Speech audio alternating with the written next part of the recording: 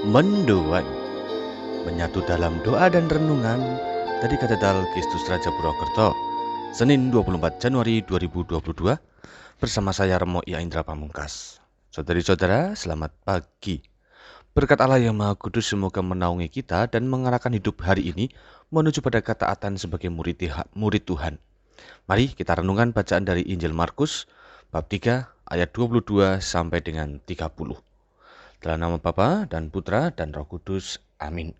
Tuhan bersamamu dan bersama rohmu. Inilah Injil suci menurut Markus. Dimuliakanlah Tuhan. Pada suatu hari datanglah para ahli Taurat dari Yerusalem dan berkata tentang Yesus, "Ia kerasukan Beelzebul." Ada juga yang berkata, "Dengan kuasa penghulu setan ia mengusir setan." Maka Yesus memanggil mereka lalu berkata kepada mereka dalam perumpamaan, "Bagaimana iblis dapat mengusir iblis? Kalau suatu kerajaan terpecah-pecah, kerajaan itu tidak dapat bertahan. Dan jika suatu rumah tangga terpecah-pecah, maka rumah tangga itu tidak dapat bertahan. Demikianlah juga, kalau iblis berontak melawan dirinya sendiri, kalau ia terbagi-bagi, ia tidak dapat bertahan. Malahan sudah tamatlah riwayatnya. Camkanlah, tidak seorang pun dapat memasuki rumah seorang yang kuat untuk merampas harta bendanya, kecuali kalau ia mengikat lebih dahulu orang kuat itu. Lalu barulah ia dapat merampok rumah itu. Aku berkata kepadamu, sungguh semua dosa dan hujat anak-anak manusia akan diampuni. Iya, semua hujat yang mereka ucapkan. Tetapi apabila seseorang menghujat Roh Kudus, ia tidak akan mendapat ampun untuk selama-lamanya, sebab dosa yang dilakukannya adalah dosa yang kekal.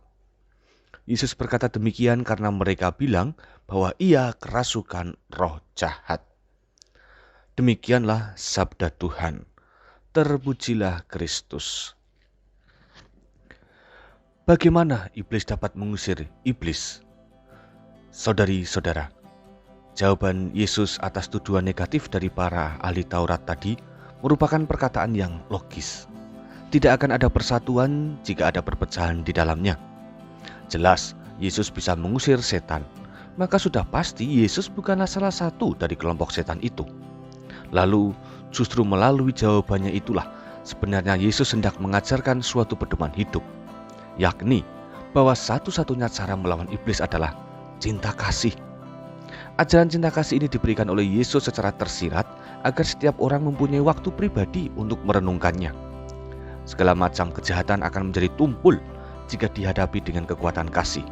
Misalnya, jika kita menjadi korban dari iri hati, fitnah, kemarahan maupun ketidakadilan orang lain, tetapi kita tetap mengasihi pelaku dan memberi ruang pertobatan padanya, maka pelaku kejahatan itu pasti akan malu, sadar, bertobat, dan akhirnya terjadilah kedamaian. Saudari-saudara, cinta kasih tidak hanya sebuah tindakan manusiawi, tetapi secara lebih dalam lagi adalah keadaan di mana Allah berkuasa. Sebagai murid Tuhan, marilah kita menyediakan diri untuk ditaburi oleh cinta kasih. Tidak ada kerugian ketika mendasarkan hidup pada pondasi cinta kasih.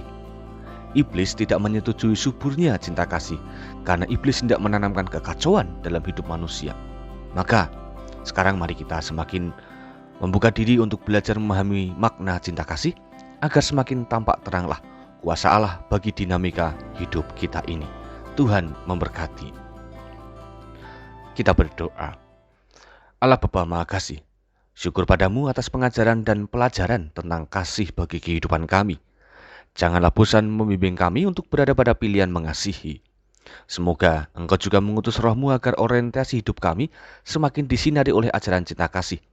Sebab dengan cinta kasihlah maka kehidupan bersama orang lain dapat menuju pada keselamatan. Dikau kami puji, kini dan sepanjang segala masa. Amin.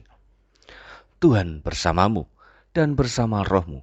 Kita semua, keluarga kita, mereka yang kita cintai dan segala pelayanan-pelayanan baik kita senantiasa mendapat lindungan dan berkat Allah yang Maha Kuasa, Bapa, Putra, dan Roh Kudus. Amin. Saudari-saudara, selamat beraktivitas. Tuhan memberkati. Salam mendoan.